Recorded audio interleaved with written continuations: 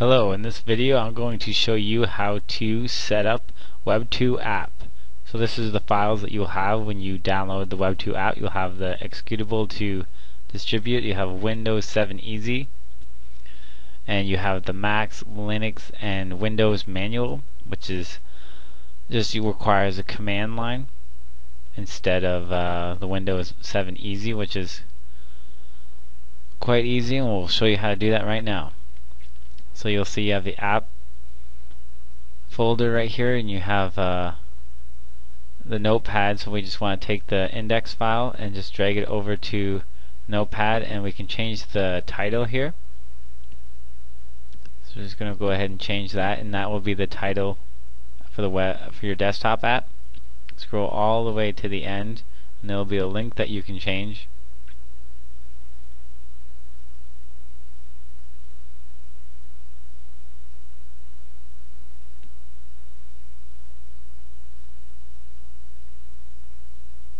And this is the link that you're going to want to change to any blog post or any website that you want your desktop app to be. Right now we're using a blog post, and we have a package.json. If we can open that up in Notepad, we'll have information here about our application. We have our name. We don't need to change the main. We have the app icon, which is included. You can change that. We can change the width, the height. And if you scroll over, you have the option to change the full screen or toolbar. So now that we have added that, we're going to click on build.bat, and that will give us the release.folder, and this will give us the DLL files and the executable for our desktop app. And as you can see, we have our blog post right here. So let's go ahead and change that. Just delete that right now. Open up our notepad again.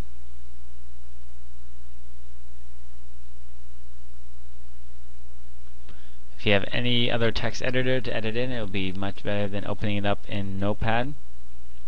But it is a quick way to just drag the file over and start editing it. So now we're going to go and add a WSO. So if we want to have a WSO, we want to provide an exe file, so anyone can just open up our WSO and they'll have information, and always stay updated without having to open up Firefox or Chrome. Just click on our little icon, and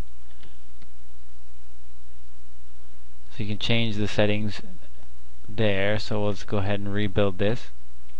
We're using the Windows 7 Easy way, so this is the manual way to do it. We can open that up, and you see the WSO has changed in the title, and we're still using the star icon, and this is the WSO. So you can use this in a variety of ways for blog posts or your actual blog or landing pages, or for a page that you expect for people to use as a desktop application, so you can update it in a directory form, or any really way that you want to engage your customers more.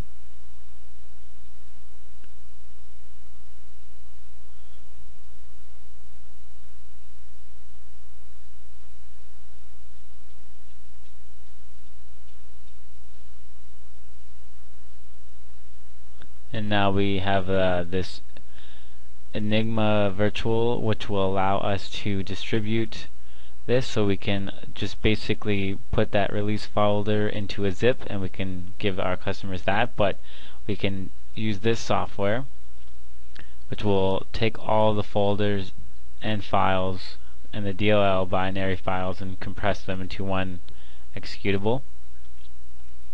As you'll see, I'm doing this here, and this is for Windows, so you can take the Windows 7 Easy file app that you made and just drag over the folders inside of the release app. Drag all of that over.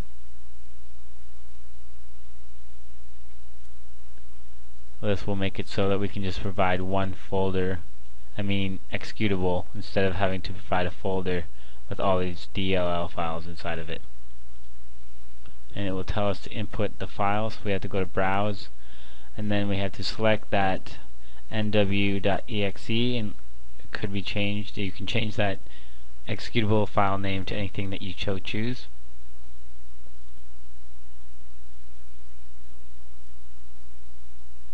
So you want to go to the release and choose that app and click on the process button.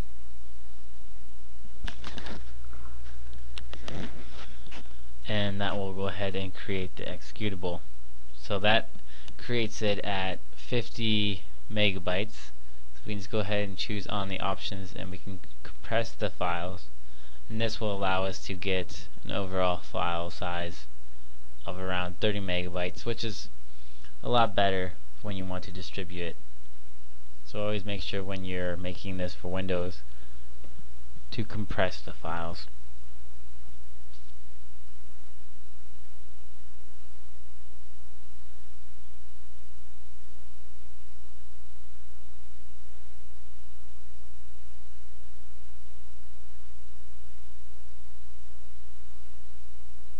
And as you can see, we can rename this executable that we have. We don't need any other file, just that one file, so we can send that to our customers and our traffic. And as you can see, we have our WSO page right there. So now we can do the Windows, Mac, and Linux. And it works in the same way, except for we're going to be taking some different route, mostly through a command line.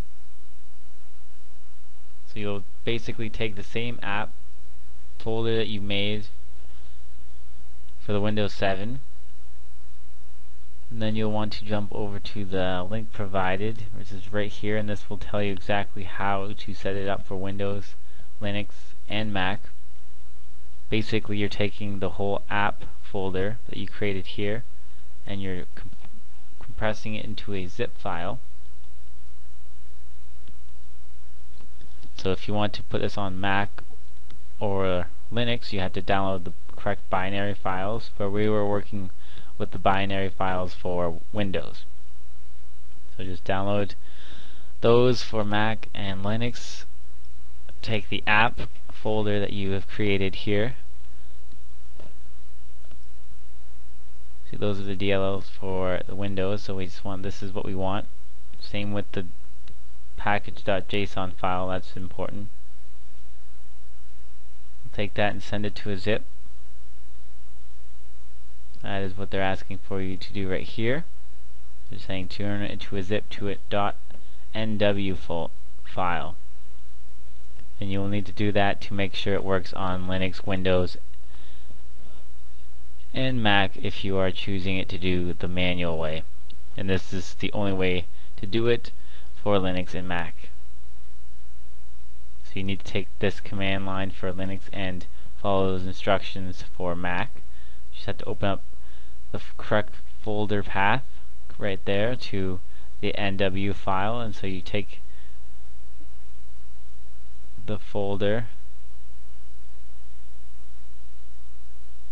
Basically, if we were doing this for Windows, we'd take all these DLL files, go to here, and paste them in there, and then we would want to send this to a zip, and we'd want to change that to the .nw.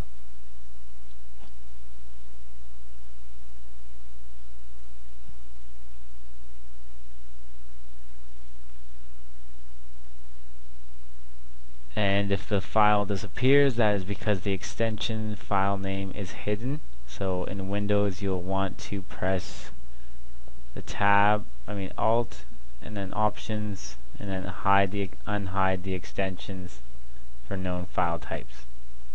And then you'll want to take that file right there and then run the command line for Linux and Mac to that exact file, and it will run and compile into a executable which you can distribute.